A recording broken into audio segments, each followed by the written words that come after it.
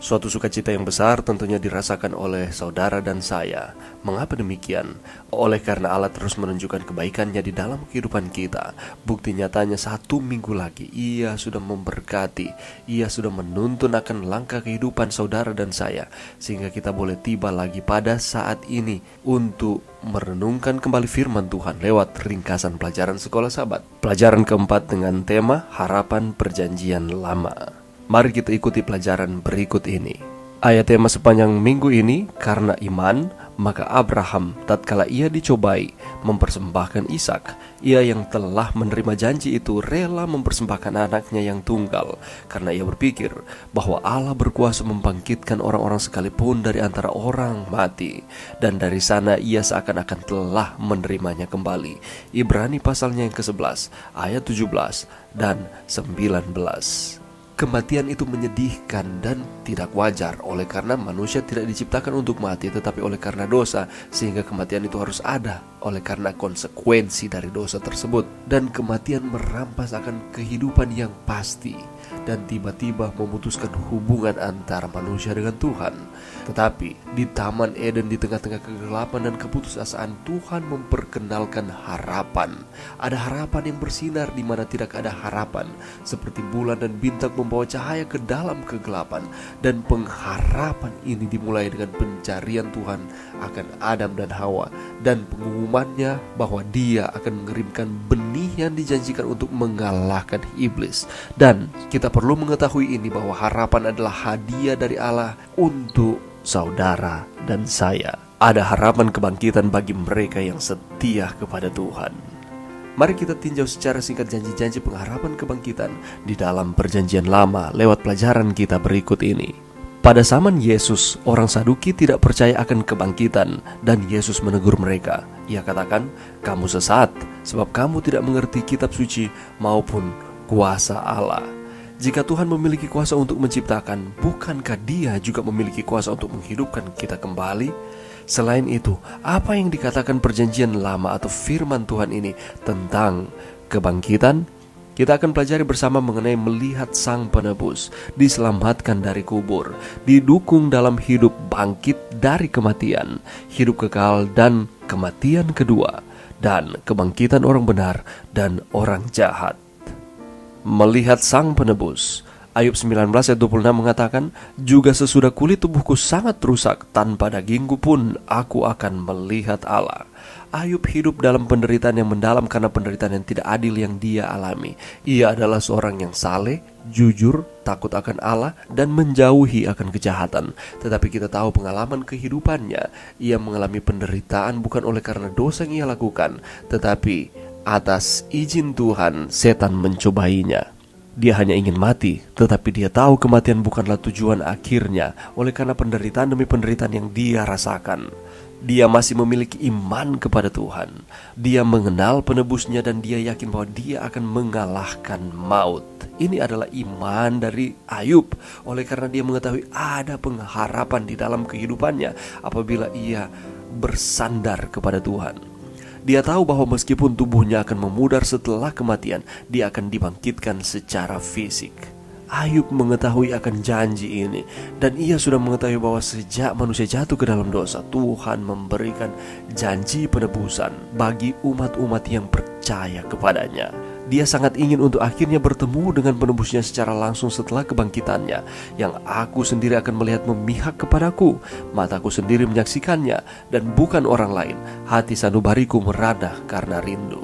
Ini merupakan iman pengharapan Ayub kepada Tuhan. Bagaimana dengan kita? Di tengah-tengah tantangan kehidupan, ketidakadilan yang kita alami silih berganti di dalam kehidupan kita, bahkan ancaman kematian, apakah kita memiliki pengharapan yang sama yang dimiliki Ayub? Dan itu menjadi bagian kita, bahwa kita mengetahui bahwa penebus kita hidup, sehingga kita terus bersandar kepada Tuhan di dalam kehidupan kita. Atau sebaliknya, mari kita renungkan ini di dalam kehidupan saudara dan saya. Diselamatkan dari kubur. Mazmur pasal 49 ayat 16. "Tetapi Allah akan membebaskan nyawaku dari cengkraman dunia orang mati, sebab Ia akan menarik aku." Orang bodoh merasa aman karena harta atau ketenaran mereka. Mereka berpikir bahwa mereka akan menikmati selama-lamanya, namun kubur akan mengambil semuanya dari mereka.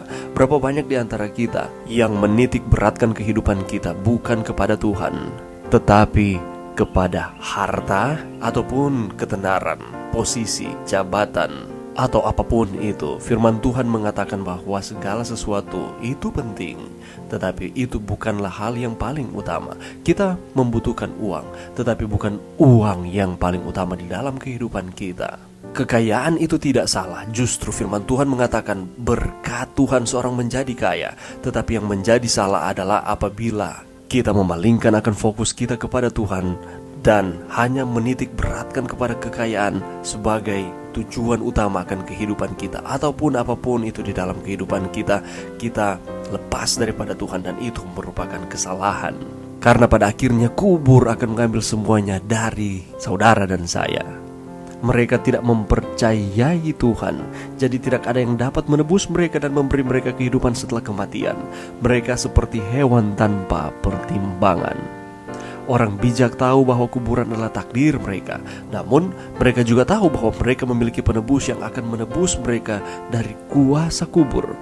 Kepastian akan kehidupan di masa depan setelah kematian mengubah cara pandang kita terhadap kehidupan ini. Hal itu memampukan kita untuk hidup tanpa rasa takut, tidak peduli masalah di sekitar kita. Di dalam Mazmur pasal 49 ini, pemazmur mencatat ada dua kriteria, orang yang fasik dan orang yang bijak. Orang fasik menitik beratkan kepada harta duniawi ataupun ketenaran, sedangkan orang bijak, mereka tahu bahwa itu penting, tetapi itu bukan segalanya. Karena mereka mengetahui bahwa apabila mereka mati, maka mereka akan meninggalkan semuanya ini. Tetapi mereka mengetahui bahwa ada penebus yang akan mampu menebus mereka dari kuasa kubur. Kepastian kebangkitan akan menjadi milik mereka yang setia kepada Tuhan dan tidak menitik beratkan kepada hal-hal lain, sehingga kita memalingkan fokus kita kepada Tuhan.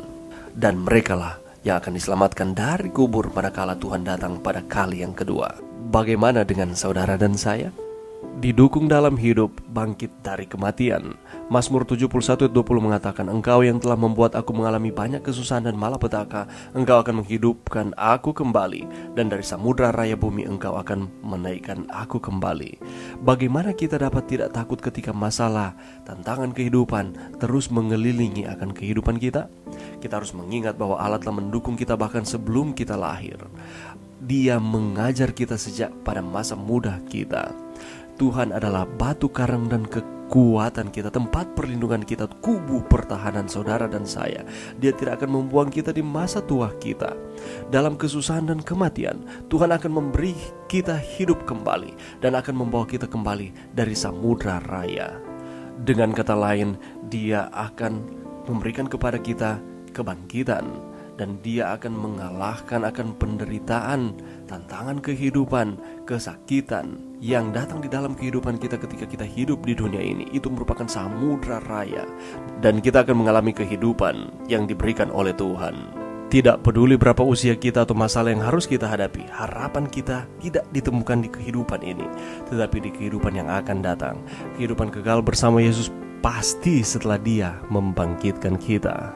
Allah pemilik kehidupan akan memberikan kehidupan kepada mereka yang mengasihi Dia, yang telah beristirahat di dalam kematian ketika Tuhan datang kembali. Tidakkah kita bersukacita atas pengharapan yang Tuhan berikan di dalam kehidupan kita ini? Hidup kekal dan kematian kedua. Yesaya 26 ayat 14 dan 19. Mereka sudah mati, tidak akan hidup pula. Sudah menjadi arwah, tidak akan bangkit pula. Orang-orangmu yang mati akan hidup pula. Mayat-mayat mereka akan bangkit pula. Apa maksudnya akan ayat ini? Setiap orang akan dibangkitkan, tetapi tidak semua orang akan hidup selama-lamanya. Mari kita lihat dua kriteria ini. Orang yang setia dibangkitkan untuk hidup pada kedatangan kedua, sedangkan orang yang tidak setia kepada Tuhan yang telah mati akan dibangkitkan untuk mati setelah 1000 tahun. Bagi mereka yang setia kepada Tuhan, mereka akan dijadikan abadi dan akan hidup selamanya. Akan dipulihkan kembali akan keadaan mereka sama seperti dengan Adam dan Hawa sebelum mereka jatuh ke dalam dosa. Bagi mereka yang tidak setia kepada Tuhan, sayang sekali mereka akan menderita kematian kedua di lautan api, dan itulah neraka. Dan bagi mereka yang tidak setia kepada Tuhan, mereka tidak akan ada lagi, atau sudah menjadi arwah, tidak akan bangkit pula. Arwah ini kalau kita melihat di dalam bahasa Inggris di sana dikatakan their spirits. Kita sudah pelajari pelajaran-pelajaran yang lalu. Bukan tubuh yang lain berbeda dengan tubuh fisik, tetapi roh atau nafas kehidupan tidak akan bangkit pula. Inilah yang akan terjadi bagi mereka yang tidak setia kepada Tuhan, ataupun mereka yang setia kepada Tuhan akan menerima upah, tetapi akan menerima penghukuman bagi mereka yang tidak setia kepada Tuhan. Penghukuman ini bukan oleh karena Tuhan membenci mereka, tetapi ini atas dasar pilihan yang dibuat oleh manusia. Oleh karena itu, saudara dan saya, kita semua memiliki kesempatan untuk hidup selamanya. Setiap orang yang menerima Yesus sebagai juru selamat mereka akan menerima akan kehidupan untuk selama-lamanya. Tetapi pertanyaannya adalah, apakah kita mau menerima Tuhan di dalam kehidupan kita? Dengan kita mengasihi Dia, menuruti akan setiap arahan-arahan, perintah-perintah yang Tuhan berikan di dalam kehidupan kita, percaya kepada Yesus, kehidupan kekal saudara dan saya bergantung kepadanya. Kebangkitan orang benar dan orang jahat. Daniel 12 ayat 2 di sana memberikan informasi seperti ini. Dan banyak dari antara orang-orang yang telah tidur di dalam debu tanah akan bangun, sebagian untuk mendapat hidup yang kekal, sebagian untuk mengalami kehinaan dan kengerian yang kekal. Banyak yang akan dibangunkan. Dan mengapa tidak semua orang? Semua orang benar akan dibangkitkan untuk menerima kekekalan pada kedatangan kedua. Namun orang jahat yang masih hidup akan mati pada saat itu. Orang jahat tidak dibangkitkan sampai akhir milenium. Oleh karena itu, banyak mengacu pada semua orang benar dan sekelompok kecil orang jahat. Siapakah yang akan menjadi bagian dari kelompok itu, dan mengapa mereka harus dibangkitkan pada waktu kebangkitan bersama-sama dengan orang benar? Menurut Wahyu 1 ayat 7, mereka yang telah menikam Dia, mereka yang mengejek dan mencemoohkan derita kematian Kristus dan penentang paling keras kebenarannya, dan umatnya dibangkitkan untuk memandang Dia dalam kemuliaannya dan memandang penghormatan yang diberikan kepada mereka yang setia dan menurut. The Great Controversy halaman 637. Jadi siapakah kelompok istimewa ini, yakni orang-orang jahat ini, yang dibangkitkan bersama-sama dengan orang benar pada waktu Yesus datang pada kali yang kedua? Mereka yang telah menikam Yesus, mereka yang telah mengejek, mereka yang telah mencemoohkan Dia, mereka yang telah menangkap Yesus, mereka yang telah membunuh Yesus ketika di kayu salib, mereka yang telah terlibat dalam persengkongkolan ini. Mereka akan dibangkitkan hanya untuk seketika, melihat bahwa inilah Raja yang telah mereka tolak, yang telah mereka salibkan. Dan setelah itu mereka akan mengalami kematian kembali. Dan ini menunjukkan bahwa Allah itu adalah Allah yang adil. Dia mau menunjukkan kasih-Nya kepada manusia. Ia adalah patut untuk disembah. Tetapi sayang sekali, ada yang menolak kabar baik atau janji tersebut ketika Ia datang ke dunia untuk mati. Tetapi semua orang yang telah mati di dalam iman kepada Tuhan akan keluar dari kubur dengan dimuliakan, akan mendengar perjanjian damai Allah dengan mereka yang telah memelihara akan hukum-Nya atas dasar kasih Allah kepada mereka. Oleh karena itu, mari kita terus mengasihi Tuhan di dalam kehidupan kita. Mari kita terus setia kepada Tuhan, karena Allah terlebih dahulu mengasihi kita. Walaupun di tengah-tengah tantangan kehidupan, pergumulan kehidupan kita, bahkan kematian yang akan menjadi bagian kita selama Yesus belum datang kembali. Tetapi mari kita terus memiliki pengharapan ini dalam kehidupan kita, bahwa sebagaimana Yesus Kristus telah mengalahkan kematian, demikian pula kita akan dibangkitkan kembali, dan kerajaan sorga akan menjadi bagian kita bagi kita yang setia kepada Tuhan. Mari berdoa. Terima kasih Tuhan atas firman-Mu sepanjang minggu ini. Bantu kami Tuhan untuk kami terus setia kepada Tuhan di dalam kehidupan kami.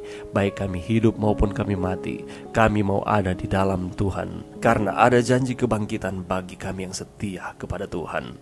Terima kasih Tuhan, ini doa kami di dalam nama Yesus. Amin.